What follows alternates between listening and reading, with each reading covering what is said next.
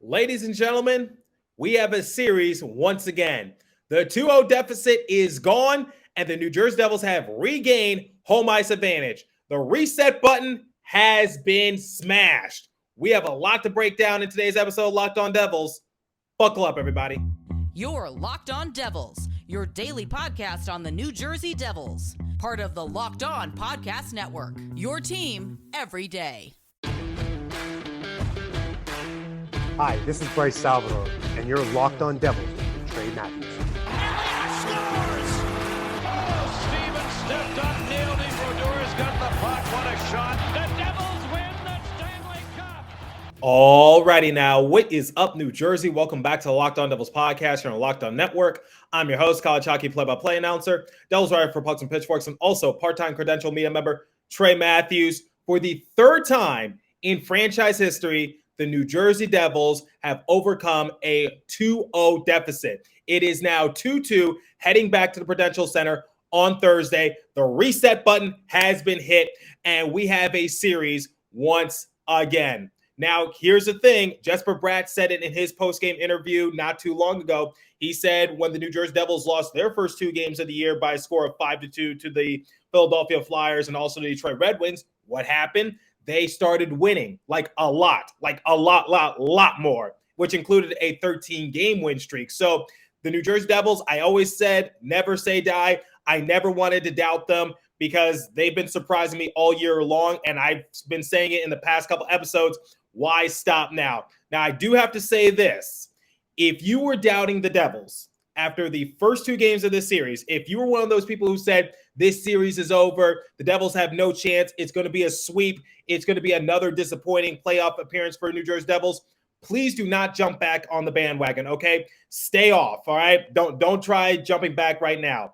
Now, was I a little nervous after the Devils dropped the first two games? Yeah, absolutely, like anyone else is. But at the same time, I said the New Jersey Devils have been surprising a lot of people throughout the course of the year, including myself. So I was like, you know what?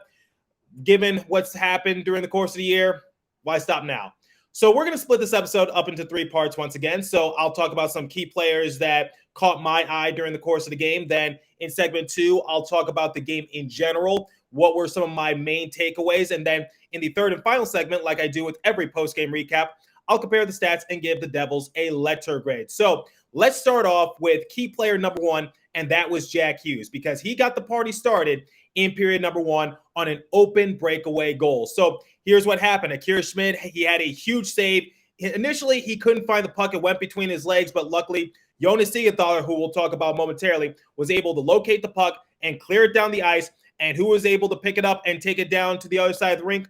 It was Jack Hughes, and he had a beauty of a shot on Shesterkin. So interesting fact for you guys, when looking at the players that have scored the most on Shesterkin this year, if we include the playoffs, Jack Hughes has scored on Shesterkin now 8 times because he scored on him now a third time during the course of this playoff series. The only player who has more goals on Shesterkin than Jack Hughes is Jake Guentzel. Is it cheating a little bit that we're including the playoffs and the Pittsburgh Penguins aren't in it? Maybe a little bit, but it still doesn't take away from the fact that Jack Hughes has scored on Shesterkin now 3 times during the course of the year. He said it best during his intermission interview. You know, he said Shesterkin's a good goalie. He's a good player. So either he's going to get the goal or Shesterkin's going to make a great stop. So that Jack Hughes is so vague in his interviews.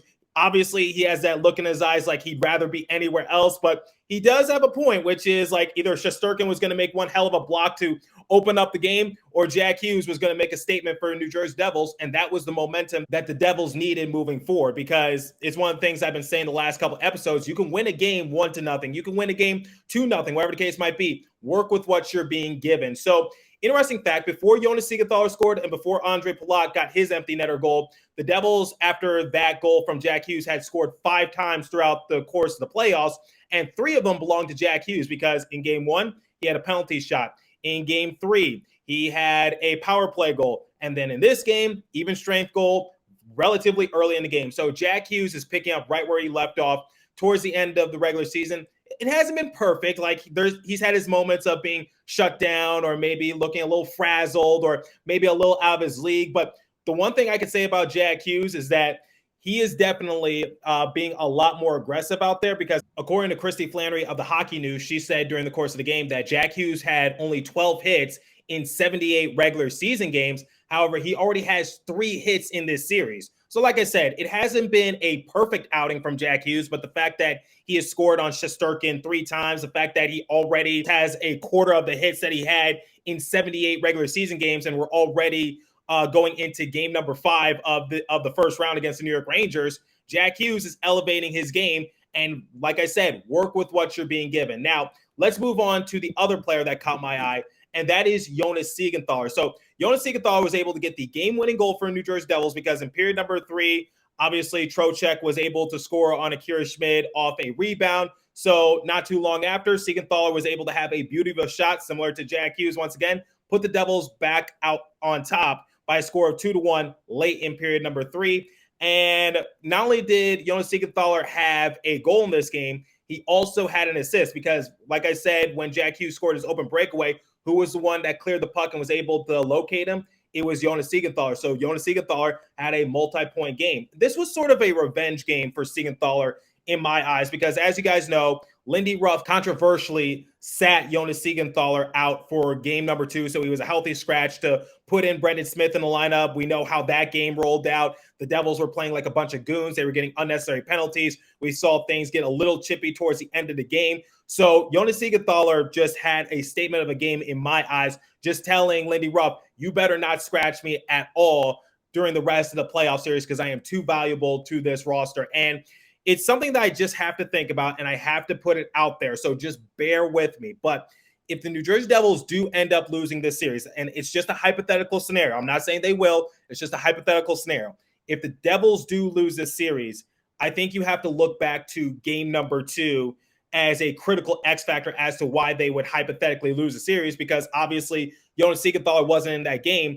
And similar to what Todd Cordell tweeted out a few days ago, Jonas Siegenthaler had an expected goals for percentage relatively high, and he was not on any of the power play goals scored by the New York Rangers in game 1. So it was a little bit of a question mark as to why he was scratched in favor of Brendan Smith when physicality in my eyes wasn't a factor. So not trying to go on that tangent again, but I'm just explaining, like Lindy Ruff, hopefully the Devils are able to wiggle out of this series and amount that miraculous comeback because they were down 2-0. Now they've got tied 2-2, and now they reclaimed home ice advantage. But digressing a little bit, we'll talk about that in segment 3. The point I'm trying to make is that if the Devils do lose this series, I think Lindy Ruff will look back to game number 2 as maybe a bit of a head scratcher, toss turn at night a little bit, because I talked about it in the post-game recap in yesterday's episode, in which I said if the Devils do win the series, you have to look at game 3 as Akira Schmid being that X-factor player for the Devils because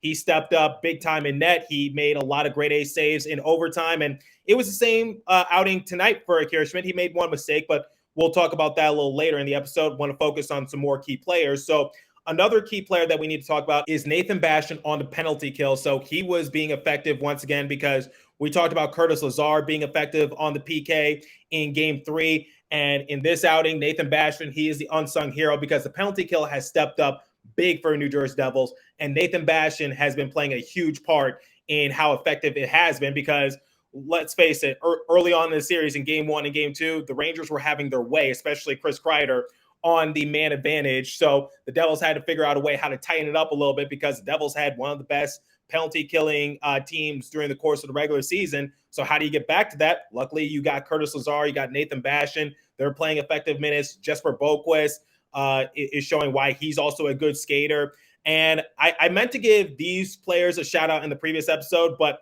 it works in this game because they were also able to get a point here and there, and that was Nico Hischier and Jesper Bratt. So we've been talking about how Nico Hischier, Jesper Bratt, and Jack Hughes at times, they have to step up their overall game if the Devils want to have a successful outing during the course of the playoffs. And Nico Hischier, he was able to get an assist this game, so he got the primary assist on Jonas Siegenthaler's goal. And then on the empty netter goal scored by Andre Palat, Jesper Bratt got the primary assist. So once again, little by little, the New Jersey Devils are starting to come back into fruition. So hopefully Tomas Tatar and Dawson Mercer follow suit because once those players get it going during the course of the playoffs, the New Jersey Devils, they're going to be just as scary as they were during the course of the regular season. And also, Andre Palat, the old man, got to give credit where credit is due. So James Nichols actually tweeted out a very interesting stat. So if you adjust the stats without the empty net shot, James Nichols said that the expected goals percentage for Andre Palat was 75.9%. The Corsi percentage was 58.8%. The Fenwick percentage was 52.2%. And the score adjusted expected goals percentage was 78.1%. So Andre Palat, even if you take away that empty netter goal, he was still playing some effective style of hockey. So it's something I mentioned on Twitter, which was I wanted Andre Palat to be less of a liability out there. He's supposed to be the grizzled veteran. He's supposed to be the old man. So you're supposed to be the leader because a lot of these guys haven't seen the day of light after an 82-game season. So they're going to lean on you. And Andre Palat, he led by example, and he was able to put everyone on notice as soon as he got that empty netter goal late in period number 3. So when talking about this game in general for the New Jersey Devils, honestly, they continue to get better and better and better. Like I said, not perfect, but at the same time, you're seeing the improvement and you're seeing the adjustments being made on the fly. So going into period number 1, I saw the New Jersey Devils just play some fast style of hockey. Once again, I saw them sustain a lot of offensive pressure. I saw them early on in the game. They went on a 2-on-1 advantage. I saw them just be effective in the penalty kill once again. I say minus the discipline in period number 1, it was a very good showing in period number 1 for New Jersey Devils. Then that carried over into period number 2. The Rangers started to get just a little bit better as the game progressed, and there were times when I'll admit I was a little nervous, but I think what went wrong for the New York Rangers, and I'm not locked on Rangers, so I can't really elaborate on it, but Ray Ferraro said during the course of the broadcast that he noticed that the Rangers were playing an east-west style of hockey as opposed to a north-south style of hockey. So if you need a refresher as to what that is, it just basically means that the term north-south hockey simply refers to getting the puck up the ice without significant lateral. So in that case, east-west movement. So on surface, it makes sense if you are moving the puck away from your zone as quickly as possible. And that's courtesy of The Athletic. Now, as I talked about in the previous episode, PK Subban mentioned that he wanted to see the New Jersey Devils play north-south style of hockey as opposed to east-west, because he said that the Devils can't do what they did during the course of the regular season against the Rangers because they're clogging up those lanes. And I know a couple episodes ago when I did a crossover with John Chick of Locked On Rangers, I said the Devils shouldn't play down to their competition. What I meant by that was I didn't want to see the New Jersey Devils just do what they did in game number 2 and just play like a bunch of goons. Don't let players get underneath your skin, because we need a lot of those players on the rink, and we can't afford to put our opponent into man advantages. We can't afford for some guys to be out for an extended period of time. That's what I meant by playing down to the competition. It's one of the reasons why I did not want to see the Florida Panthers, because I thought someone like Matthew Tkachuk would just be relentless at going at Nico Hischier game after game after game, especially what happened between Alexander Barkov and Nico Hischier on the faceoff. We don't need to talk about it, but that was just the point I was trying to make. But in this game, the Rangers, I guess, were playing down to the New Jersey Devils because, like Ray Ferraro said, he noticed that they were playing east-west and it just wasn't working. The only line that really gave the New Jersey Devils trouble consistently throughout the game was the kid line. So you had Heidel, you had Kakko, you had Lafreniere. The kid line was the only line that gave the New Jersey Devils some worry throughout the course of the game. And at one point, Shesterkin was just trying to take matters into his own hands, and he passed the puck up ahead. I believe this happened in the second period, and it was intended for, I believe Kakko was able to catch it. Unfortunately, didn't result in a goal, but yeah, that's what I saw. The kid line was just the most effective line out there that was able to play east-west style of hockey. And unfortunately, it just didn't work out for the Rangers. So in my eyes, for New Jersey Devils, take advantage of that. And they were able to do so. That's what I was the most proud of for the New Jersey Devils, which is, okay, maybe the Devils don't play down to the competition. Maybe the Rangers play down to the competition and the Devils take advantage of that. So that's what I saw. But another thing I want to highlight, and I talked briefly about this in segment 1, is the effective penalty kill for New Jersey Devils, because Chris Kreider has been an absolute devil killer in game 1 and game 2 because he was getting all sorts of power play goals. But in this game, the Rangers went 0 for 3 on the man advantage. And I believe, don't quote me on this because they said this during the course of the broadcast, I believe now the Rangers are 0 for their last 11 power play opportunities. And at one point, the New York Rangers fans at Madison Square Garden were booing the power play unit out there for the boys in blue. So it was definitely a breath of fresh air. And like I said, that was just great execution for the New Jersey Devils. And speaking of the penalty kill, I got to give credit where credit is due. So during period number 1, Dougie Hamilton goes to the penalty box for high sticking, and the Devils were able to kill it off. Now, shortly after, Timo Meier got a penalty for delaying the game. So puck over the glass. So Timo Meier had to sit like just immediately after Dougie Hamilton checked into the game. So the Devils essentially were playing like, or were potentially going to play 4 straight minutes on the PK. That cannot happen. So what does Erik Haula do? He's able to draw a penalty, a tripping call against Vladimir Tarasenko. Haula was able to sell it, and that's what I like from Erik Haula, using that veteran mind to try to get the New Jersey Devils out of the PK.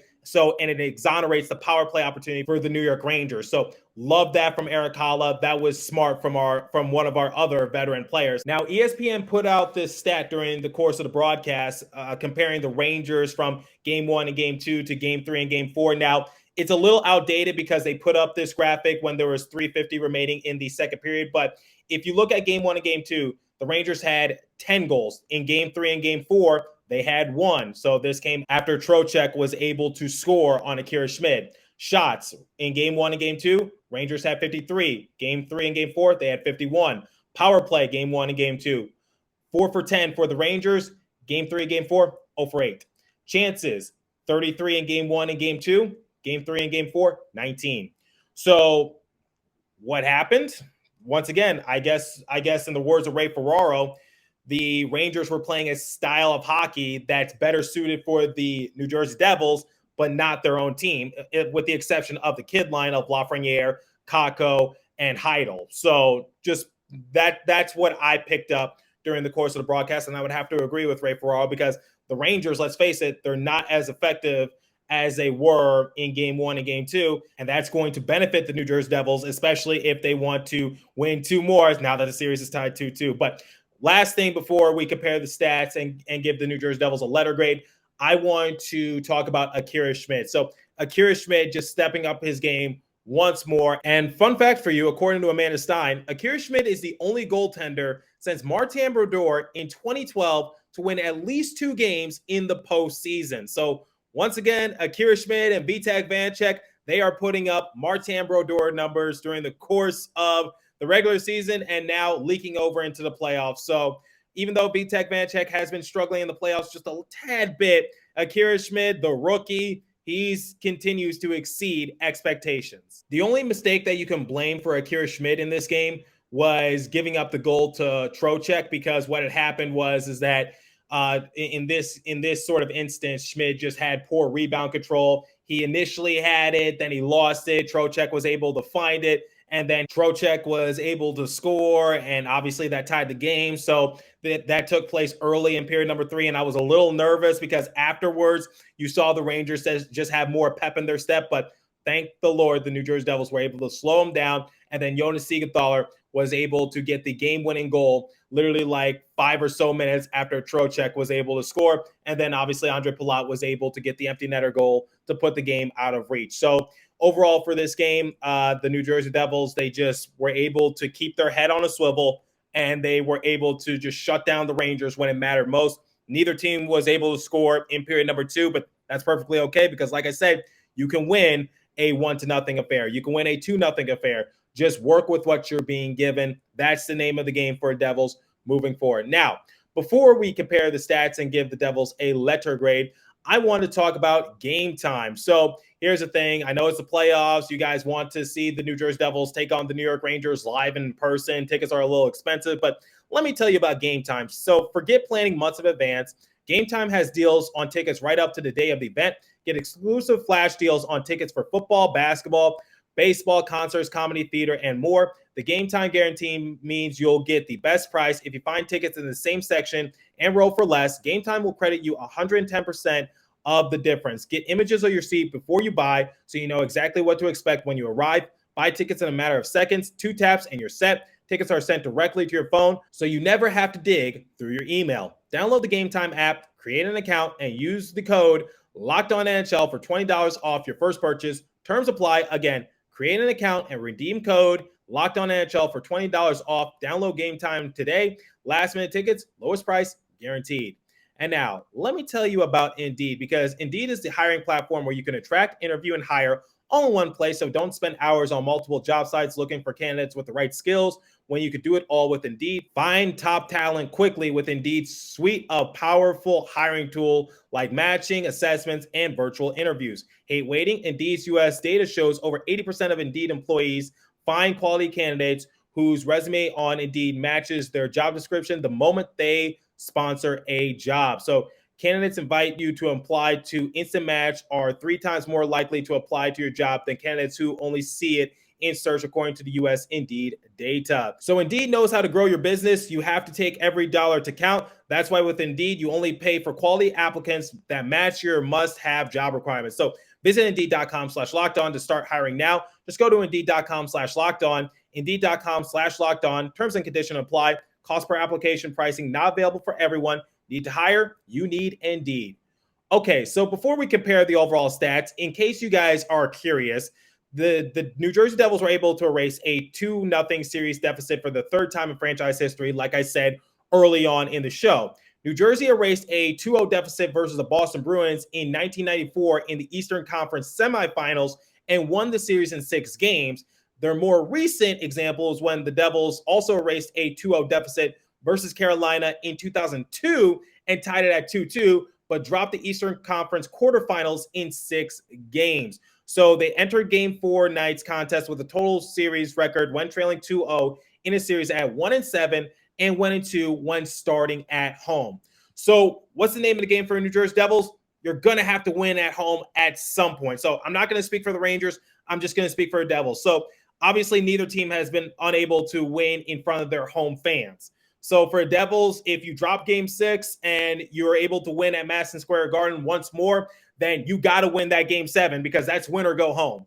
And then if you're able to win Game 6, then you could go back on the road and you could clinch it in enemy territory at Madison Square Garden.